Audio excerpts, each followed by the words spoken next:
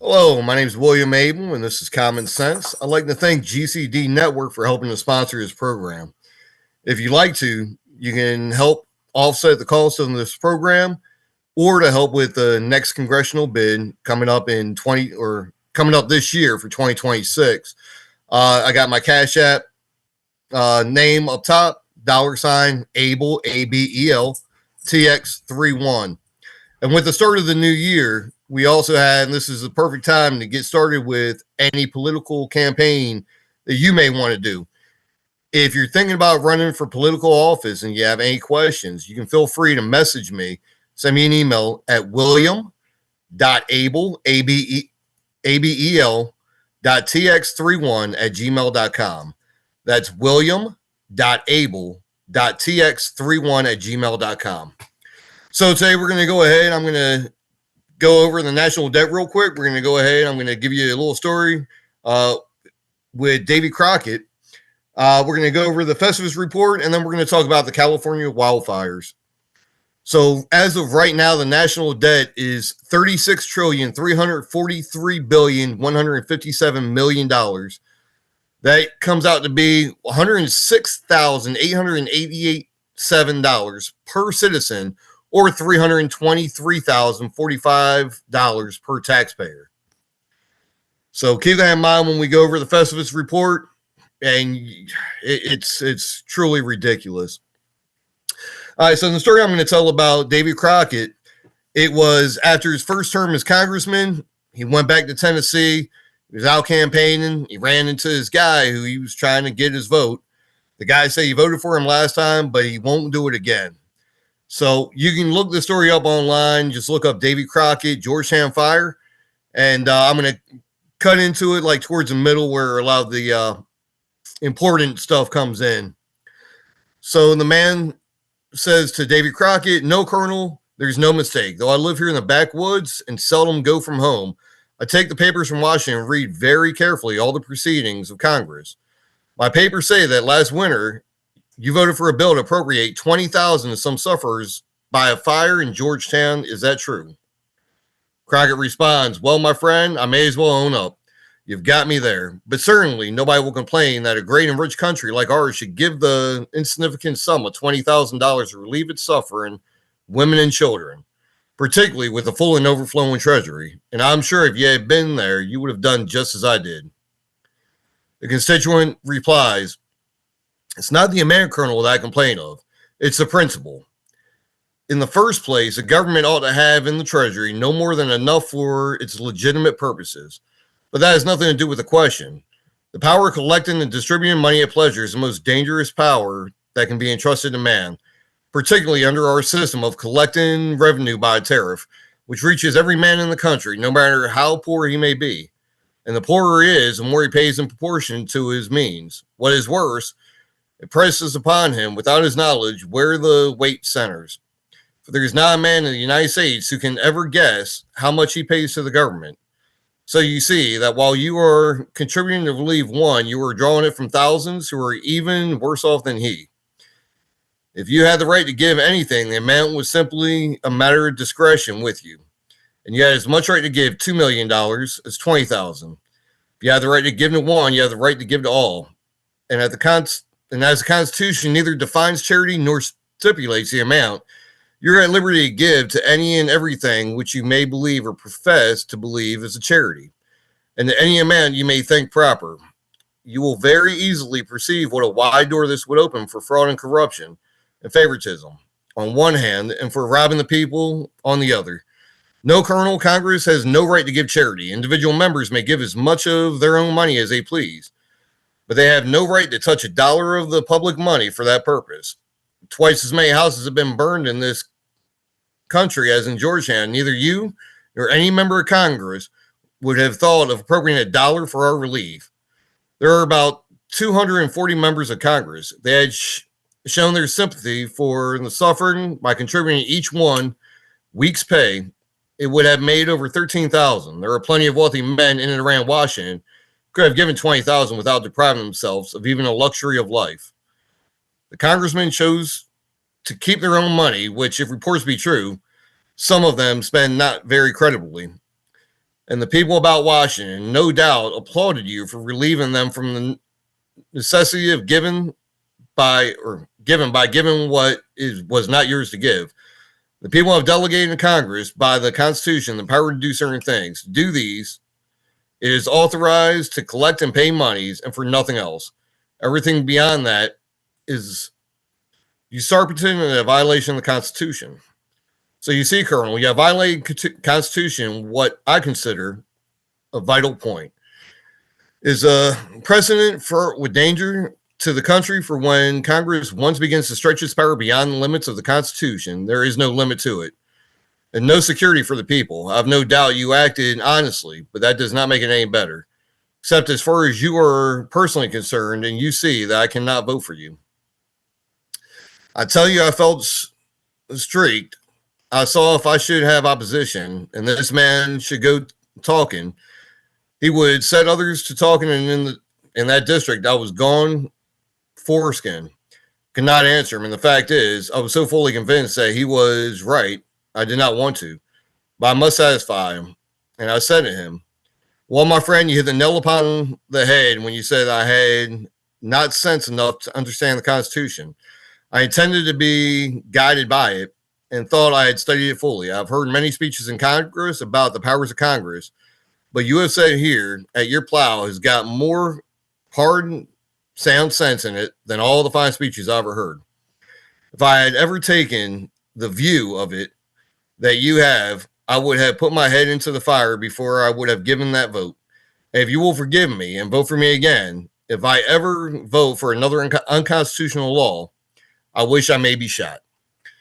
So keep that story in mind. And like I said, you can read the entire story online. They have it on, just do a Google search and look at Davy Crockett, Georgetown Fire, and you can find the story. So now we're going to start getting into the Festivus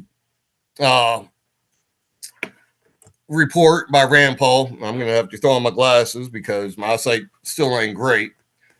So, according to July House Budget Committee report, the U.S. government will add over $6.4 billion of debt every day for the next 10 years, borrowing $268 million every hour, $4.5 million every minute, and over $74,401 every second. So there was a total in this Festivus report of $1 trillion in government waste. Ghost towns on the government's dime spent over $10 billion on maintaining, leasing, and furnishing almost entirely empty buildings. Pandemic plunder.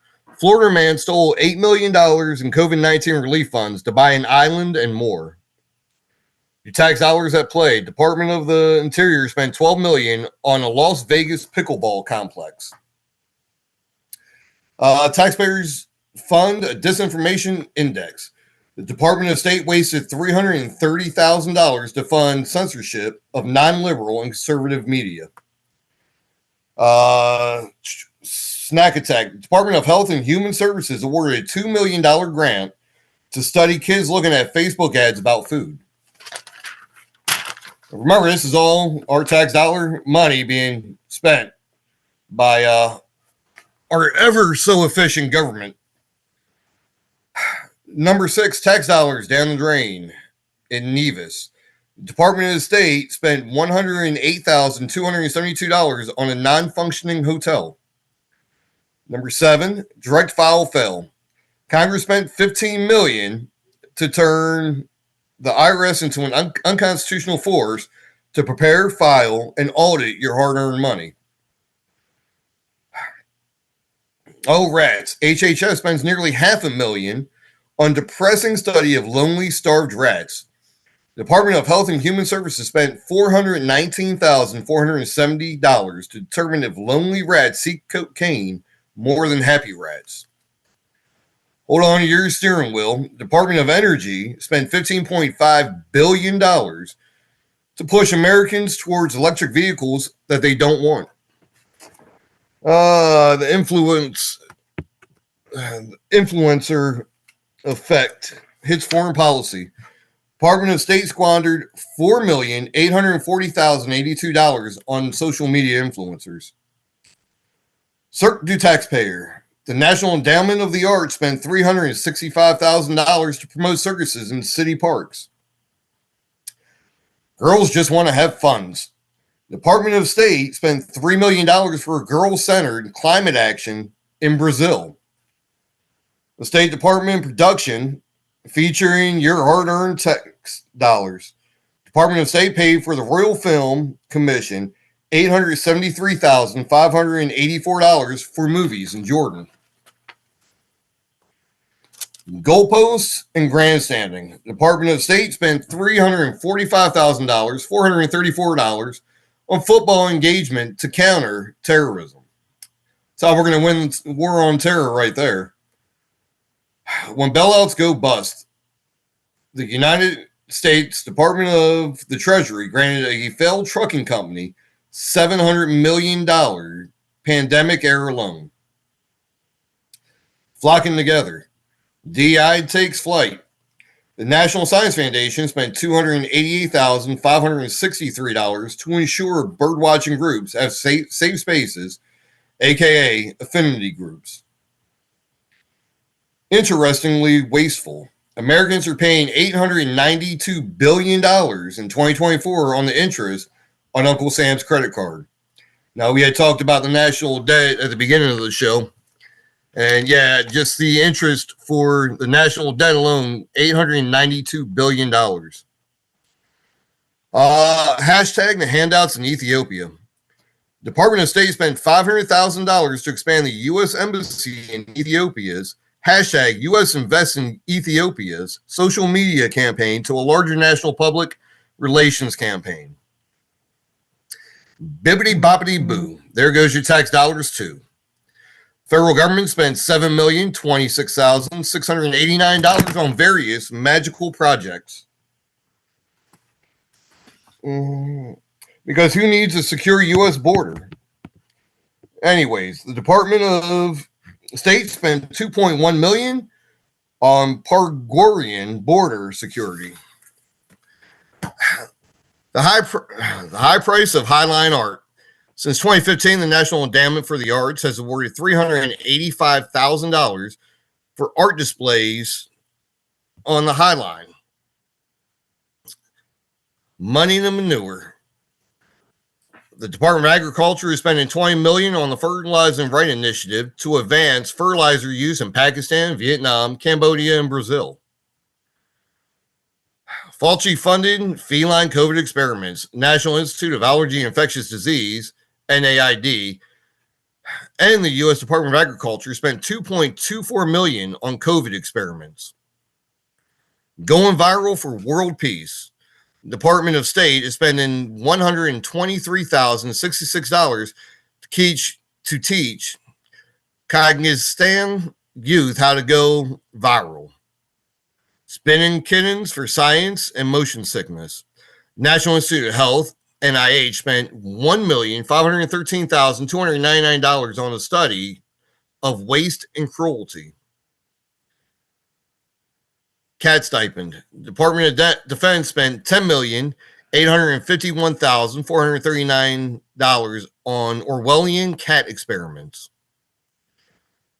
More duck and waste in Mexico. The Department of the Interior spent $720,479 on wetland conservation projects for ducks in Mexico. Big Bird goes to Baghdad. The Agency for International Development, USAID, is spending $20 million on Alhan Simpson, a new Sesame Street show in Iraq. News we wish was fake. The Department of State sent $253,653 to Bosnia to fight misinformation. Abandoned ship. The Navy sinks billions on LCS vessels. U.S. Navy is set to waste almost $90 billion on ineffective Navy vessels. Dragging tax dollars in the thin ice. National Endowment of the Arts awarded the Bearded Ladies Cabaret a $10,000 grant to support a cabaret show on ice skates focused on climate change. Taxpayers get spun. Department of State allocated $32,596.12 for breakdancing. So this is just the highlights from the Festivus Report that Rand Paul puts out annually. I believe this was the 10th one that he's released. I talked about the one last year where, it was a lot of monkey islands. They were spending money studying the effects of transgender monkeys and monkeys on cocaine and all kinds of very important work. And it kind of ties into the whole Davy Crockett story and the national debt as well, because you're talking about $1 trillion worth of stuff in that report alone that our government's wasting. And if anybody can tell me anything on that list I just read that actually makes sense and benefits the United States in any way, I'd love to hear your argument for it. Our government, they get no pushback on this. And yet we constantly go ahead and elect the same people to go out there to try and fix it. We're never going to fix the government if we keep electing the same people that are doing nothing at all about all this wasteful spending. I'll talk numerous times about the wasteful spending with the Department of Education, United Nations, IRS, ATF, Department of Justice, and so forth. I'm going to continue doing it. I'm going to do it probably at least once a month because it's something important. It's something that people really need to look into and think about. Think about it like this. The government has not passed 12 individual spending bills since the 90s. So all throughout the 2000s, up until today, we have not done 12 individual spending bills on the 12 areas of government that need to be funded.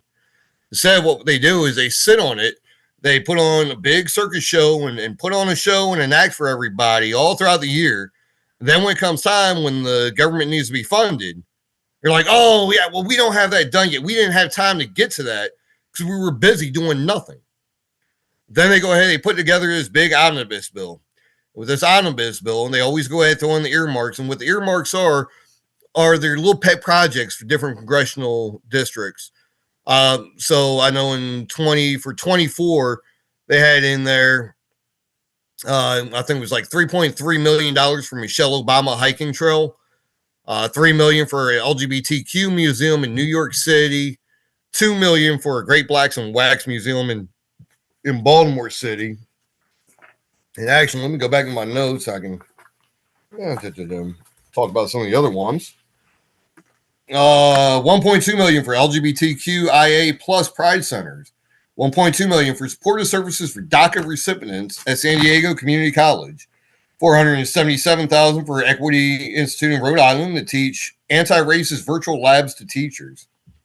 $1 million is Zara's House in Ohio, a co-working and community space for women and gender-expansive people of color. It was $3 million for the American LGBTQ Museum in New York City. $3.6 million for the Michelle Obama hiking trail in Georgia. $750,000 for LGBTQ and gender nonconforming housing in Albany, New York. $2 million for Great Blacks and Wax in Baltimore City. $856,000 for LGBT Center in New York. $750,000 for Transland Coalition to provide workforce development programs and supportive services for transgender and gender nonconforming and intersex immigrant women in Los Angeles. $2 million for MLK Labor in Washington, an affiliate of the AFL-CIO that expelled Seattle police officers from union ranks. $956,000 for the Equity Incubator at the universities at Shady Groves in Maryland. $791,000 for Equitable Energy Reliance and EV infrastructure in Sonoma, California. So total for, and I'm sorry, it wasn't 24, it was 23. But in 23, there was $15 billion spent on the earmarks. Now, those earmarks, I mean, that's just scratching the surface. You can actually look them up online, and you can see where all the money from the earmarks went to. But yeah, it's not necessary. But they do it like that because when they say, oh, well, we don't fund this, the government's going to shut down and then everyone's going to lose their pay. Anytime the government is shut down, they always love going to the military is not going to get paid. They've always passed a bill at the last minute to make sure and ensure the military continues to get paid. But they use that as a scare tactic so they can go ahead and throw all this other fluff into these bills without getting any pushback. Because a lot of times these bills are about 15,000 pages long, 1,500, 15,000. With the government, it varies. And most people don't have the time to sit down on their computer, download the bill, and actually read through the whole thing. Like we just had the threat of government shutdown. And the first bill they tried passing had a nice raise for members of Congress. They wanted to go ahead and increase their health care benefits, obviously. And it had all kinds of fluff in it. Now, that one got shot down, and I think it was the third bill they brought up that finally passed. But it's time to go ahead and stop all this, wait until the last minute to get these funding bills done. Because, like I said, they constantly just waste the money, and they throw it at stuff that we shouldn't be funding to begin with. I remember back in the 90s, there was a study that we spent millions of dollars on, and it was studying the effects polar bear crabs had on the environment. I think the money could have been better spent, but since it's not their money, they don't care. Now, talking about money that's not theirs and how they want to spend our money, I'm sure we've all heard about the wildfires out there in California affecting, the real high-class, ritzy area of California, which realistically they did to themselves, and the insurance companies had recently, I think 2 months ago, they canceled the fire damage in the insurance policies. Now, California does several things which had caused this problem to get to the point it is. One, they don't clear the brush out in the forest and all the dead, dried up brush from their forest. So that creates prime situation for these fires to start to begin with, and then to rapidly spread. Second off, they diverted water away to go ahead and protect. I forget what kind of fish it was. It was some kind of fish. And a lot of the fire hydrants there are empty. But then when you dig in deeper in the fire department, instead of worrying about trying to get the best qualified people in the LAFD, they want to go ahead and try and reach out and get members of the LGBTQ community instead. Not because they're qualified for the job, for representation. This is one of the big problems with DEI. But have no fear, the federal government is here to save the day. The federal government, Joe Biden specifically, had come out and said that he was going to work towards paying 100% of the cost from the fire. Now, if y'all remember, Asheville, North Carolina, whole East Coast got hit with the hurricanes, and a lot of people had lost everything they worked for. Now, this was a poorer community. It wasn't, filled with celebrities and stuff and big time donors, most likely. And they went ahead and gave them a $750 loan. So these people living in tents, the reaction, the response by FEMA and everything was beyond substandard. But when celebrities go ahead and have fires in their communities and everything, he comes out and says he wants to pay 100% of the calls or the calls from the damage due to the fires. California also, you have firefighters from surrounding states trying to come in there to help with this fire and get it under control. However, they have to go ahead and have all their stuff inspected, all their firefighting equipment inspected in California to make sure it meets California standards before they're released to go and fight these fires and try and help put these fires out. California is it's the best example we have of government mismanagement. And we see the effects of it on a weekly basis. We see it all the time. But because, you have a bunch of donors that live in the area, you have a bunch of celebrities that live there, a lot of people are probably on the list with Epstein and Diddy. I've seen quite a few names on those lists, so it's like, who knows? Maybe it might not have been an accidental fire. There was talks of an arsonist being apprehended. I don't have all the information on that yet, so I'm not really going to get into that too much right now. When I get more information about it, I'll go ahead and discuss it. But like I said, the federal government, they want to spend or cover 100% of the damages. And a lot of these people, they have the means to go ahead and rebuild. They have the means to go ahead and move on with life. Whereas we've seen a bunch of these communities on the East Coast where you had people that were literally living paycheck to paycheck. They don't have a lot of money in their savings. But since they're not big time donors and they're not celebrities and can't manipulate them and use them for their own agenda, we give them a $750 loan. And that's if it was approved. Because from what I've seen and heard, not everyone who applied for the money got it. And the amount of money we spend overseas and foreign aid and everything else, it's mind-boggling. I mean, we're still continuing. Joe Biden, before he leaves office, thank God that's coming up soon. He's sending billions more dollars and equipment out there to Ukraine. He's trying to make sure he can get rid of as much money as he can so he can be funneled back into him and his family members' accounts, no doubt, prior to him leaving office. And as I've talked about it before, it's like, they say that they tried everything they could, but yet we never sat down with Russia and Ukraine to try and resolve the issues prior to the war kicking off. All we did was give Ukraine supplies and money. And, we did that. That'd be like Russia going ahead, and if we're having disagreements with Mexico, Russia coming in and giving Mexico billions of dollars and equipment and all this kind of stuff. We're not going to stand back and be like, oh, okay, yeah, no, that's fine. We have politicians in D.C. today that don't think. They don't use their God-given brain on anything. But then again, we're the ones that keep electing these same people.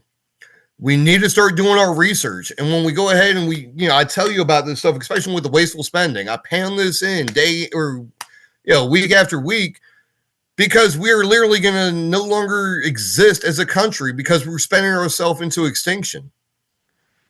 And these politicians we got up there in D.C., they don't care. It's not their money. They're going to keep throwing it anywhere they want. If they really care and they want to do something, they go ahead and donate some of their money.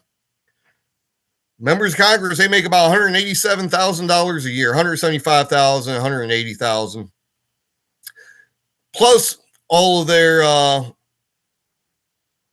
write-offs, or their I'm trying to remember, their expenses. And I've looked at the expense reports. Yeah, some of them were $300,000, $400,000, $500,000 in expenses they write off for them and their team, and it's not sustainable. It's not. And like I said, if we don't change something, don't change it quick, we're gonna be in serious trouble. So my time's about up. I got to most of what I wanted to get to. I just want to go ahead and thank GCD once again for helping sponsor his show. So with that, I'm just going to go ahead and say, as always, God bless the United States, God bless Texas, and God bless each and every one of you. Hope to see you all back next week.